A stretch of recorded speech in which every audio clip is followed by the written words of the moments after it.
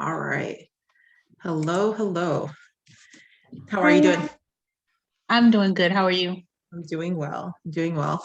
Thank you for coming on my vlog slash podcast. I am learning and growing and oh, no worries. I thought I turned it off. I apologize.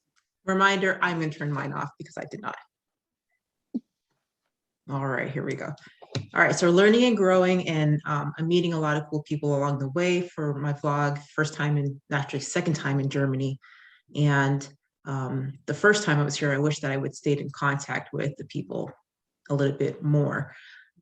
Time just kind of takes over. And so I'd like to be able to record these memories and stay in contact and always have that, do you remember when we talked kind of moment? And then we can always reflect back on this moment. Oh, that's sweet. I like that.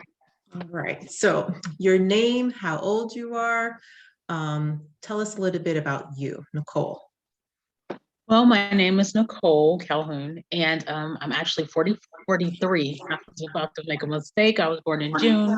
I'll be 44. Um, I am an auditor at the moment with an accounting degree. Normally, I'm an accountant, so I'm an accountant by trade. I have one daughter. I'm a single parent in Germany. Um, hmm, I write poetry, I write songs.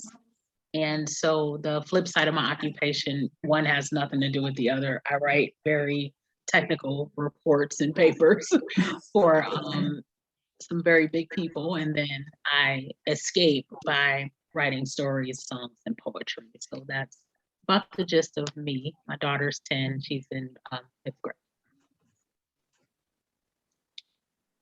Okay. Now, you talked about auditor. Tell us like a little bit for somebody who doesn't really understand what that is. Oh, sure. So I actually look at financial reports for DoD, and I actually look at processes for DoD. So it's like a double dual-edged sword, I guess you could say. So when I look at financial reporting, I'm actually looking at how we spend the money, where it's going, do we have permission? Did we get the right hierarchical signatures to process any type of payment? Or on the flip side of the coin, I'm looking at systems and I'm saying, okay, we have a great system. Is it really working? Is it spitting out the information that it's supposed to? Do these numbers look right? And that's where the accounting degree comes into play because you learn, simply put, assets equals. It's just a financial equation. And when you understand balance sheets work and how the account work, it's kind of like balancing your checkbook just on a bigger scale. So instead of dealing with myself a couple thousand, I would be dealing on a bigger scale of DoD with millions of dollars in assets. The thing with auditing the actually audit all the forces, but right now I'm auditing Army. And when I'm looking at Army, I'm just saying, okay, we have all these people out, whether they be deployed or wherever they may be. How are we spending the money?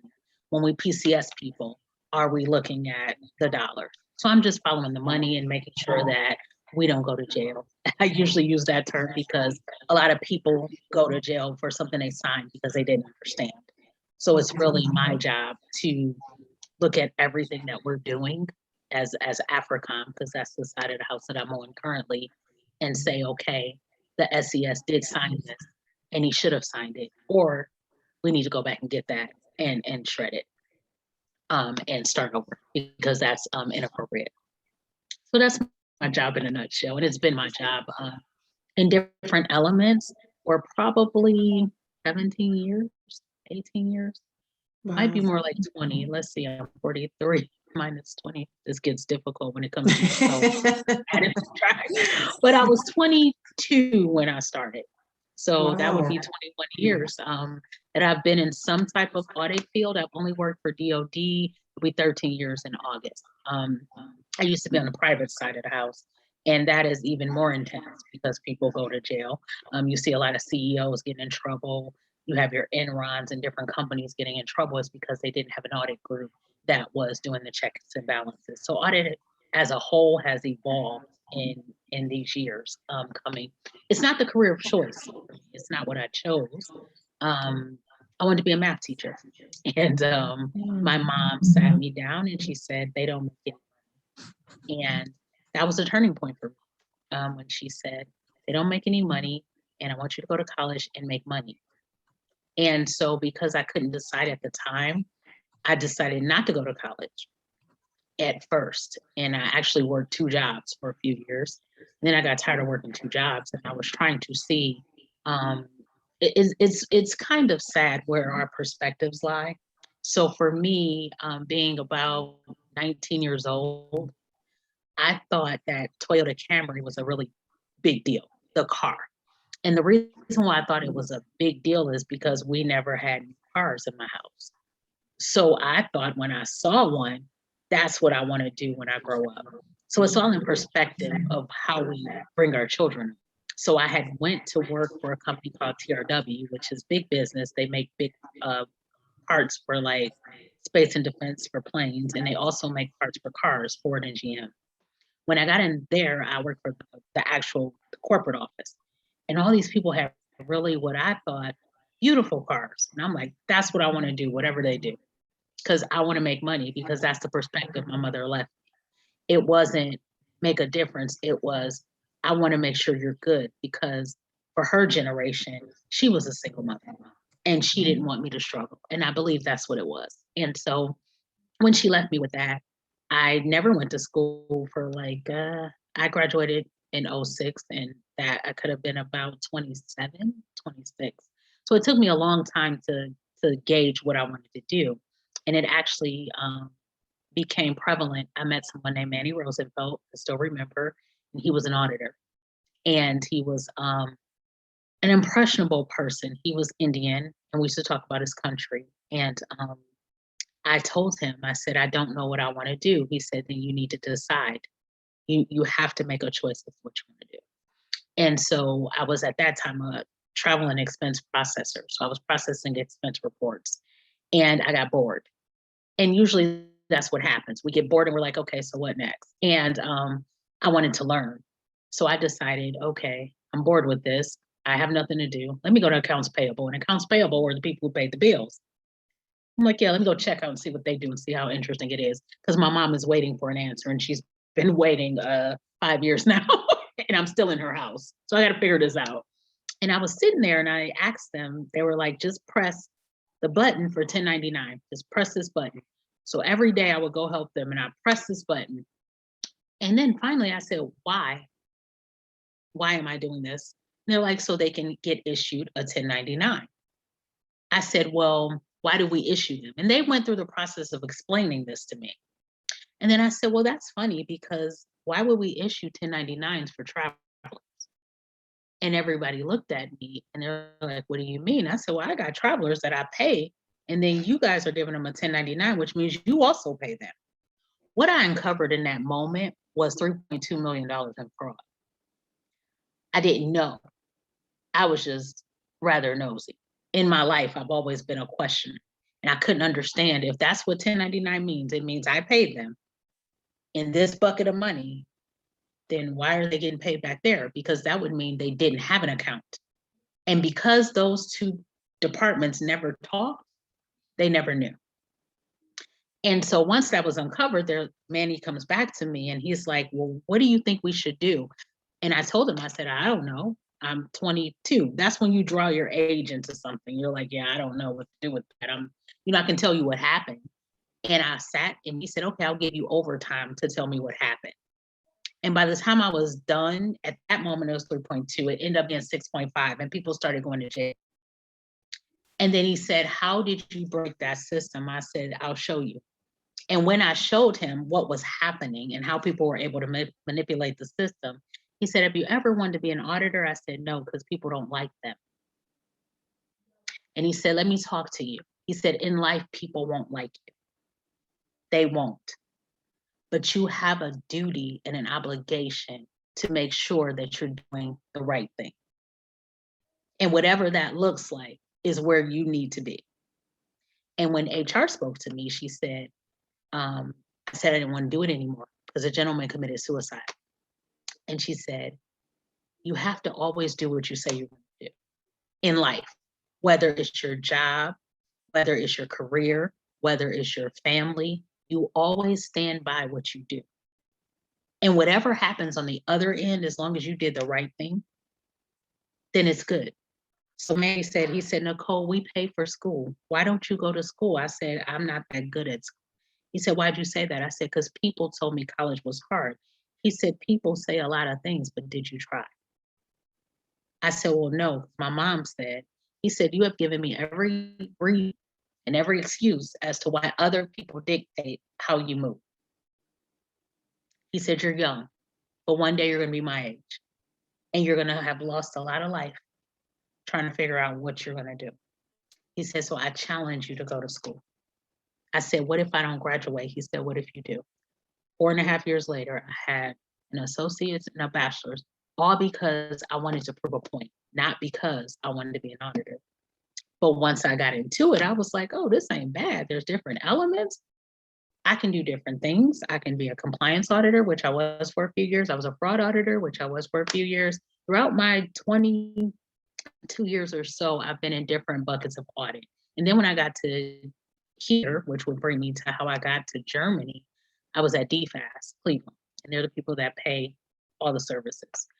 And I actually went there to be an accountant. Like, I'm gonna do something different. I wanted to be an accountant. And actually, they were the only people that gave me a job in DOD, and I was trying to get in DOD. So I was like, okay, I'll be an accountant, no problem. I have that degree, I'll use it. And they said, we're gonna do developmentals. You guys can go to systems and be in systems. I said, oh, that's cool. I learned something different. You know, this might catapult my career. Now my mom, she's really excited because I'm really getting into this whole career thing, right? And she's happy, right? And my stepfather is like, yeah, TR, you know, you're in the government now. That's great.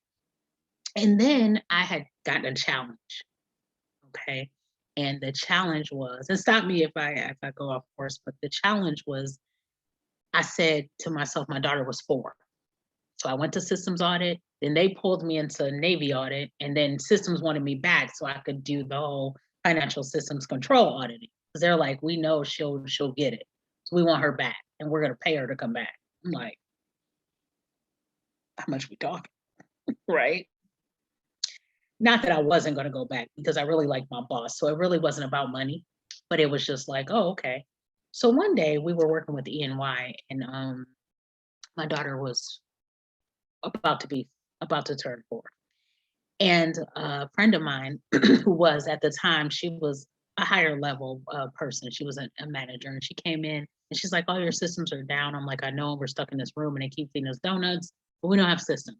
So every time when you have a big audit and it's secret, meaning everyone on the outside can't really know what you're talking about. You're stuck in a room with a laptop and about eight of you with a laptop. And all you can do is look at each other all day for about a couple weeks until it's over, right?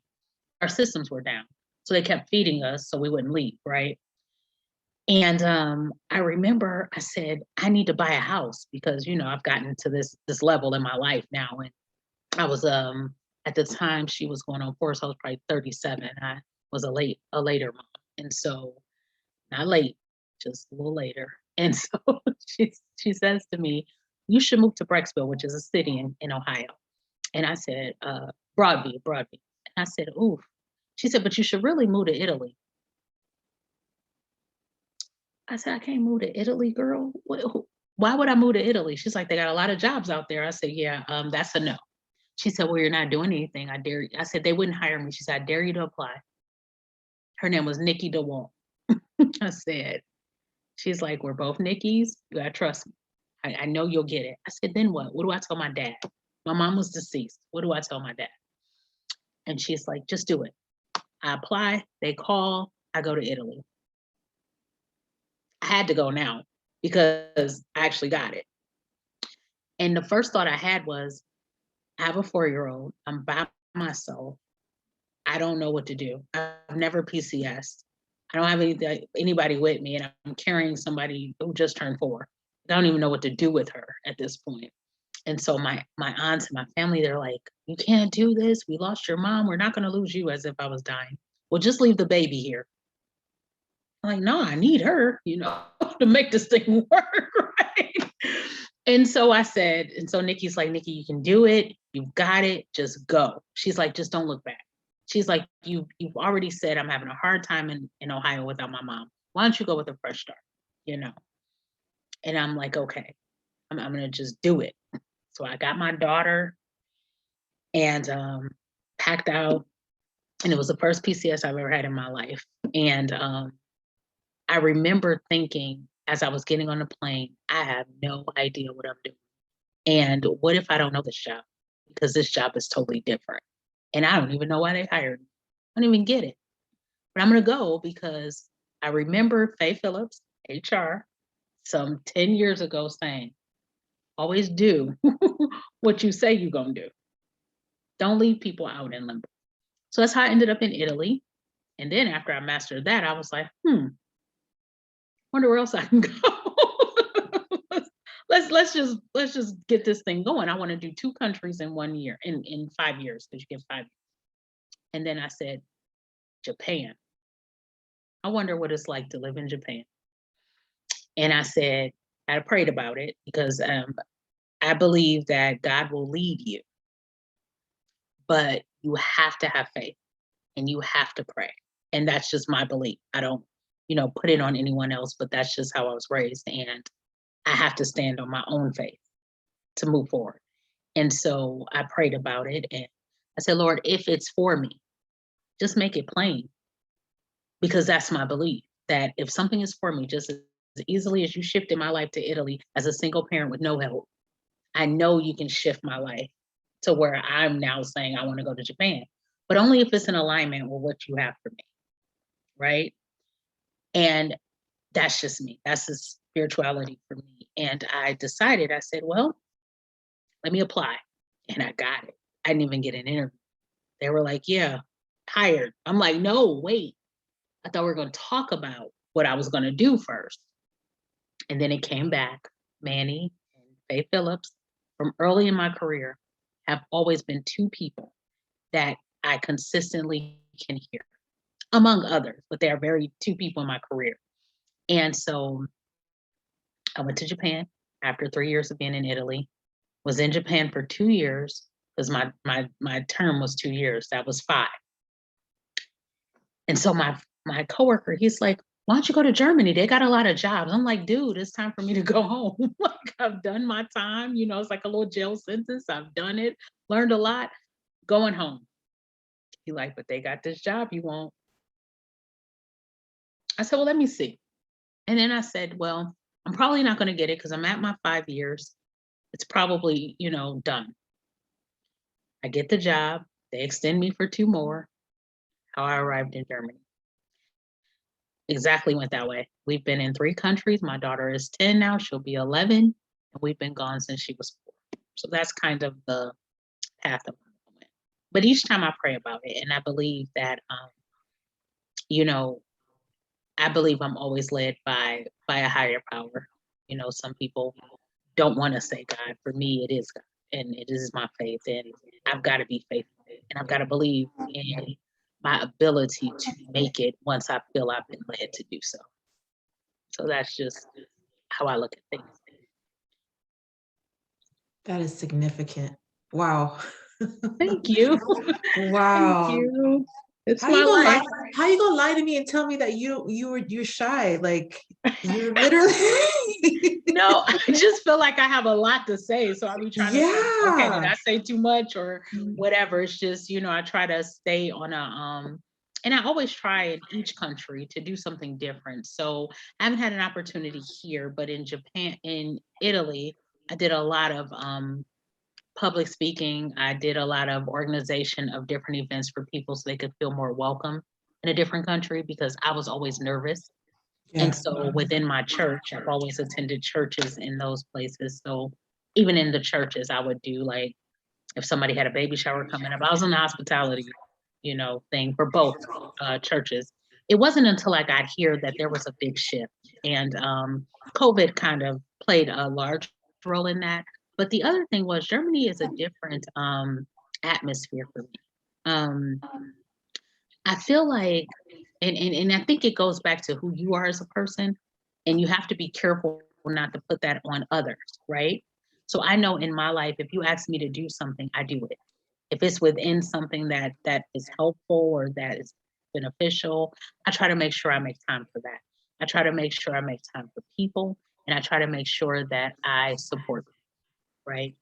And so in every country I've been in, it has been that way until I came here. It was a different thing. And I had to kind of scale back and say, why am I?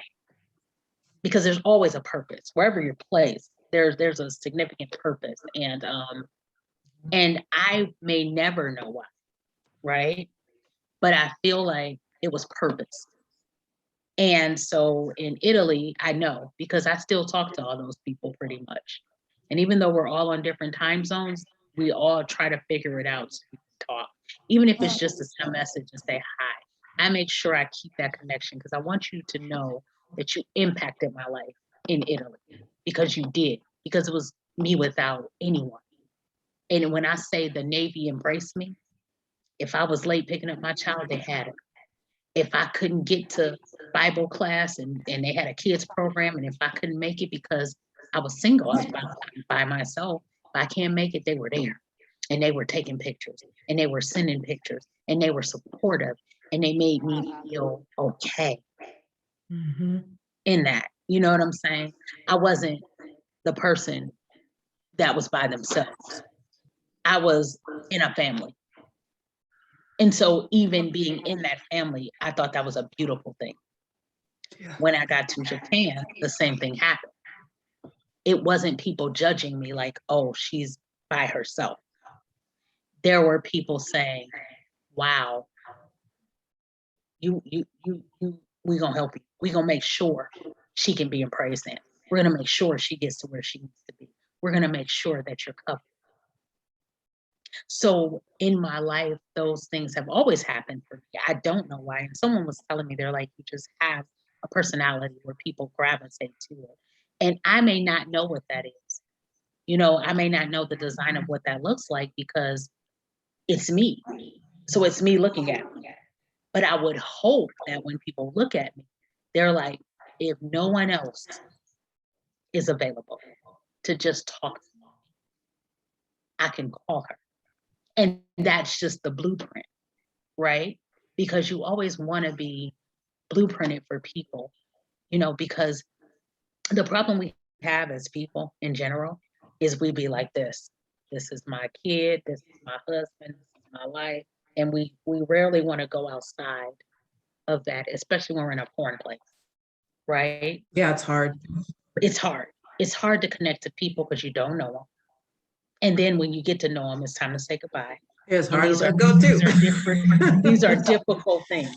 And I Mm-hmm. try to tell people, I'm gonna remember you. Mm-hmm. And if you let people know that you care enough to remember them, it gives them that comfort level of just knowing, I know she's leaving, but she's gonna reach back at some point and talk to me. And people know that, you know, and I never want to lose that because you don't want that dash on your obituary to just be the dash. There's life in between that. Ooh. Ooh, There's I life. got the chills. Stop, pause. Wait a minute. There's life in that. There is so much. Ooh. There's life in that. And Ooh, you thirsty. want people to really get in that and be like, her dash meant this to me. You know what I'm saying? Because every person is going to have a story. But when they look at me, I don't want them to be like, yep, she lived and she died. And that was great. She wasted these past 80 years doing absolutely nothing that made an impact. Yeah. You know what I'm saying? And we get stuck in this thing where we're so busy. You'd be surprised how busy we are in the 24 hours we're given. We're so busy. And we don't know how many people we passed over that just needed something. And we missed it because we was so doing nothing, really. So my impact for me, and it's for me, is to always remember, if you look at me, if you don't see nothing else, whether it be God, Jehovah, or whatever you believe in, you should be able to look at me and see something. I'm gonna say hi to her because I just want to say hi to her. I just want to, she smiled at me, I'm gonna smile back. Before COVID, I hug everybody. I ain't even know half of them. I will hug you and I will love you because there is something that people are missing, even in this community. And it's very heavy. And we make these things. I watch Queens, our page, and everybody wants support and nobody's giving it. And we've got to make changes like that. Yeah. You know what I'm saying? Mhm. Because we have way too many people in that community to be searching for something. Everybody got something to give. And that's why I'm like, yeah, I'll do it. I don't even know what we be doing. I'll be like, yeah, sure. I won't be baking, but anything else you need. You want to burn the house down, but I got you on every other level of life. But don't ask me nothing like make a cake. It's gonna get difficult, you know. So in wellness too, you know, for me, it has been a very difficult path for me. And I found that the path is the reason why it's difficult. And I use difficult loosely. So when we look at wellness, we don't take care of ourselves. And I'm guilty. I don't take as the best care of myself, you know. And what that looks like for me is just making sure that I'm making sure mentally I'm still got it together. I'm still trying to balance. I'm still making sure. And if there is something that's off, I need to be able to identify that because I don't have that community that can do that for me in this moment. But I have a child that's still watching. Sure. So I always got to make sure that, you know, just looking at and sometimes it can be weird. Sometimes I just go to my car and get some air and listen to some music and chill out, you know. And sometimes I just go and eat what I want. I go to a restaurant, I just eat everything I need. I feel like I need that day. And even if I eat myself sick, I'm happy. There are some things that I do to make myself be in a headspace that it's okay. Whatever's going on in the moment, it's okay. People think I write when I'm not feeling well. I actually write when I'm happy, even if it's the saddest thing I ever wrote, because it's not hard for me to write. We scared to go into the hard places. Yeah. See, I can write anything. You could tell me right now, hey, write about, you know, Chef Boyardee. I'll get you a whole poem, have you in tears because it's easy. It's easy. But then ask me something difficult. Where is your headspace today? And we clam up because we don't know. So I try to keep myself aware of where I am throughout the day so it doesn't impact my body, my mind, my spirit, because people depend on me. You know what I'm saying? And that's okay. See, sometimes we have a problem with people depending on us. We're like, there's too many people depending on me. What is your threshold? Too many people. Does it become a threshold when they so down and out they ain't call you before they jumped off the building? Or where was the threshold when they decided to go kill somebody because they didn't have anybody to talk to and then they just snap? Where was the threshold? Don't let that be on your spirit. And so for me, it's always an open door. We won't talk about it. I probably ain't got the answer. I'm not that smart. So, but if I just give you that, if I can just give you just a part of me, because none of this belongs to me. That's right. You know what I'm saying? I was blessed, you know? You need a ride? Okay, because it really ain't my car, no way. We might as well both use it.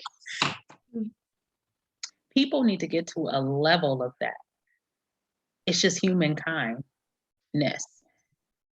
And I think so for me, when I think of wellness and I think of spaces that I want to be in, It's just me looking at myself and saying, where are you today? Where are you today? And that's an everyday type of, review of myself. Because sometimes you got to talk to yourself.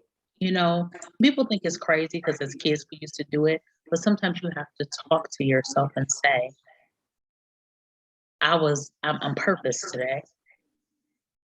I'm purpose today. Why? Because my 2 feet hit the ground. So I'm probably purpose today. It's something I'm supposed to be doing.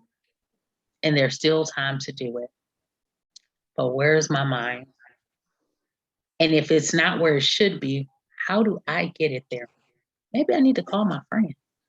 Maybe I need to see my child. Maybe I need to go back, you go in your photo album, just remind yourself of how far and how far you're going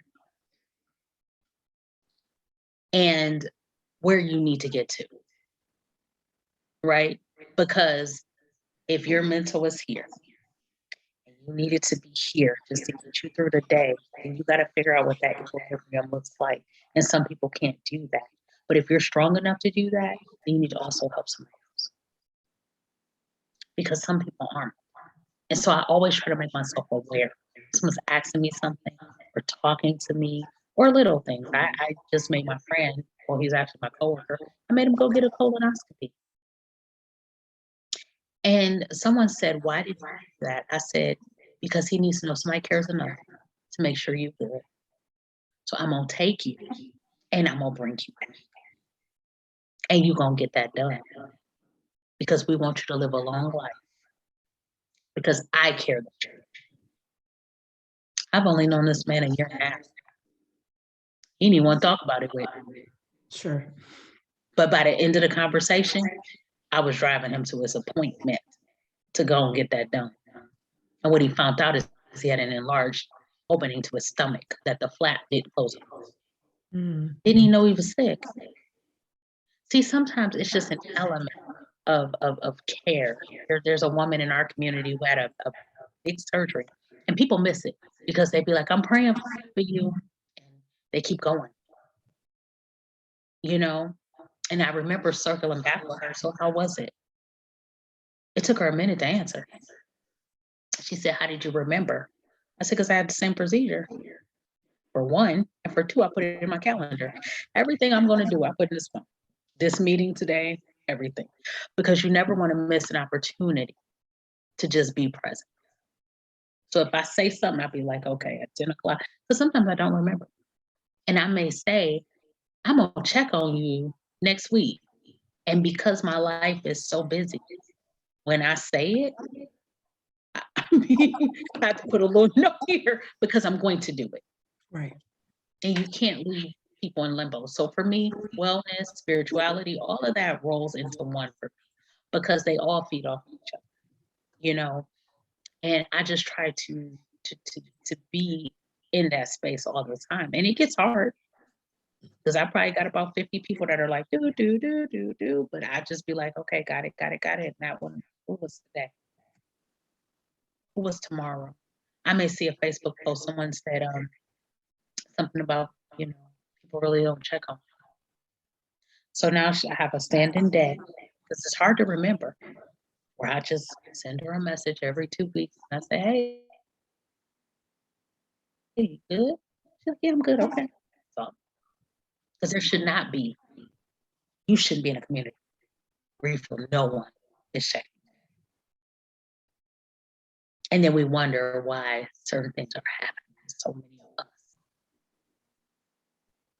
Because we put people in a place where we don't really care, but we will care to the extent of who sees us care. And that's something, that I just try for myself and for my child, teach her that. Be present until you can't. That's when the dash ends. I don't need nobody to set up my funeral tomorrow. I didn't do nothing. Let's talk about that dash. The dash is interesting to me because part of me feels as though the dash is an assumption that it's the absolute end and you have left your physical body. But sometimes your spirit kind of evolves and it leaves that space in time because you're detaching from something. So you spoke about how you went to Italy and that you were leaving a life behind you, which your family was very fearful of initially. And that Yes. was like fearful because you're leaving the Nicole that they knew, that get to touch and reach. And now you're elevating. So you're leaving that behind. And I consider that part of the dash Part of the dash, of course. because you're not going back to that same person. You can never go back to that person. You're moving forward and you're evolving. So let's talk about that a little bit more, like how many times you've kind of reached that point in your life and how difficult it was to detach from that, even though you are still maintaining connections with people. So for me, the first detachment was easy. And it was because and people talk about that. They're like, it was so easy. And it was. People say, oh, it's so hard to leave. For me, if I didn't leave, I'd be dead. Sure. So there is a different kind of satisfaction in leaving. Because when my mom passed, I wasn't eating. I was drinking a lot. She died at 55. Wow. And I wasn't being a mother. I was like, yeah, I'm pretty much done. She's done. I'm done. We're done. And so when that happened, I actually checked myself into one of those psych wards. I did for a week. And I said, I'm probably not going to make it. They said, oh, but you will. We're done. And he said, you're mourning. That's it. And I said, then why is it so hard? Because you loved her. Makes sense, right? But it was hard because I did not expect it. When my mother passed, it was Easter Sunday when she had her aneurysm. My mother cooked me a whole meal. Me, my baby, my nieces, everybody. And then she passed out at work a few hours later. And she never came back to herself for 266 days. And then she died. So that tragedy for me changed me. But I think I know nothing but God saved me, right? Because I was good with just being done with this situation, going to chill out with my mom and get my mom back. And that was terrible. But that was the place, right? Mm-hmm. And so being in that place and finally getting help and getting the counseling, getting through some things, I realized that I was attached to her. And I had an attachment to people in the physical. And the only thing that was going to save me was for me to be responsible for the person that I had become, which was terrible, and the person I needed to be. And the first thing I needed to be was a mom. And I couldn't find that for a minute. Sure. I was like, yeah, thank you. How selfish, right? So when I looked at that, when I finally was getting that, I felt like something came off of me. I didn't feel that way. I felt like I needed to try. And when that plane took off, there was peace. There was a peace that I needed that I didn't know I needed because I was functioning. You know what I'm saying? And I was a functioning alcoholic. Yeah. And I was functioning through a lot of things that I was not before. This was not easy. The body can And move and sustain anything. yes. And it was crazy because I knew why my aunts didn't want me to take the child. But I also knew what I needed to do. And that was because I was not going to change in the same environment. Because that environment was now becoming the crutch I needed to continue being what I shouldn't be. Right. Right. Because everybody was helping me continue. Because it was more like, well, you know, she just lost her mother. Well, you know, we're just going to go get the baby. Well, you know, she just slept through Thanksgiving and Christmas. That's okay. It's not okay. Because I still had a child. And I still had a life. And I still had some things that I needed to do because I was still there. And so it was time to come out of that crutch. And I will tell you, that first day in Italy, me and my daughter was looking at each other unrecognizably. She was waiting on her grandma to come get her, and I was waiting for her grandma to come get her too, because I was like, well, what do we do now? Oh, it was a whole experience, let me tell you. Like, we'll see. Like, it became, what do I do now? And it was funny because we're both looking at each other like, this is not quite what we used to. Yeah. Like, you want some cookies? Yeah, I want some cookies. I want my nana. I'm like, no, I'm your mother. You know? But I had to accept where she was. You know what I'm saying? Because I did. And so now, because she was 2.5 when my mom passed. So now I have to, she was 2. So now I have to get her back. Because I've been kind of out of it for about a year. First, I get my kid back. And I gotta be a good one. Because I owe her that.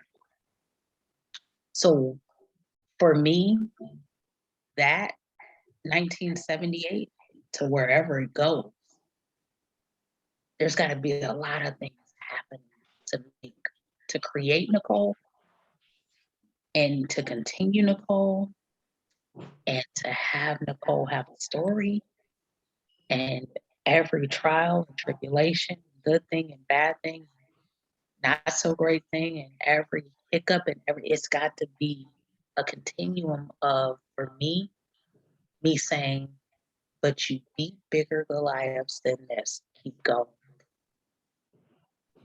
You beat bigger Goliaths. You gotta keep going. You can't stop. No, this ain't your hashtag in the dash. You gotta keep going. It's still going. It's still going. And even when it's not, your story should still be going. Your footprint should still be going. Your nieces and nephews. I remember when my auntie, because they should have a story. Your godchildren, I have 4. They should be like, wow, I remember my godmother did this. I remember when she used to do this. One of them just told me, I remember you used to rock us to sleep, give us a massage. I didn't even remember. Like, I had to think about it. Like, she's right. I did do that weirdness. But she remembered it. She's 27. 27. Remember you used to take us for ice cream? Yeah, I remember that. You know? And with each person that you pass in life, even if they forget you, they should remember how you make them feel. It should come back to their memory. You make me feel good. That's what this lady told me at the basketball game. It was really an interesting exchange with her because she was the lady I checked up on. And now we follow each other on Facebook, and I just check up on her every now and again. She's got these twin boys. We've never met. We've been trying, but just couldn't get the schedules right with COVID. And I remember my daughter was cheering. I looked out in the crowd and I said, I know that kid. Why do I know that kid? And I was just sitting there, it was just like bothering me. I know this kid. Why do I know this little boy? He's a big boy. I said, he's a twin. I said, the one person I've been trying to connect to, those are her kids. I know that because I pay attention to people's, I may not say much, but I look at Facebook and I be like, yeah, I probably know your kid because I look at the little pictures of what they're doing and I be proud like the Facebook auntie I want to be. And I see these twins because they bake, right? And I said, they're twins. I said, their mom is here. And I look up in the crowd, I said, Lord, you know, I always call God. I know he'd be like, Jesus. But anyway, so I said, God, just show me her. I like these masks are on all these people, the crowd is big, but I honed in on her. And I get up there. She's never met. We've never met each other, just Facebook. And she's here. I sit next to her and she's recording. I said, man, this is a good game. She said, it really, Nicole. We just embraced. And it was a moment, you know, it was just a moment. And that's what you need. Just this moment. And I'm not the best person for moments in the world, but you want people to just remember how you make it. You know, you may look back and say, I remember she was funny. And I am funny. So there's you know, but just remember the smile, you know, just remembering the laughter. So that's kind of Absolutely. Thank you. Thank you for that. All right, so we're going to wrap up this podcast, and I've got a couple of questions that I'm going to ask you, Sure. and you're going to fill in the blanks. Okay. All right, and then as we come off, just pause for 10 seconds, and then I'm going to like take the recording button off, and we'll continue the chat Okay. off the screen. All right. One of my truth is.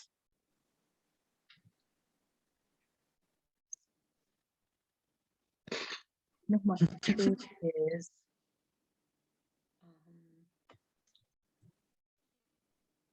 heart myself. The truth, I think. Yeah. Say that one more time because the recording is a little sus. One of my truths are I am very hard on myself about everything. Everything. Okay. If there was one gift of life you would give to your kids, what would that be?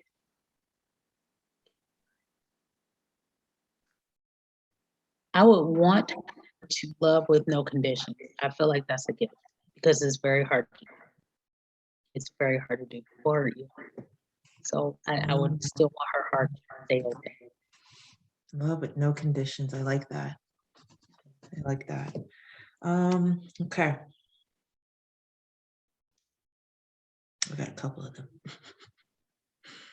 What's the biggest lessons you've learned in the last 12 months?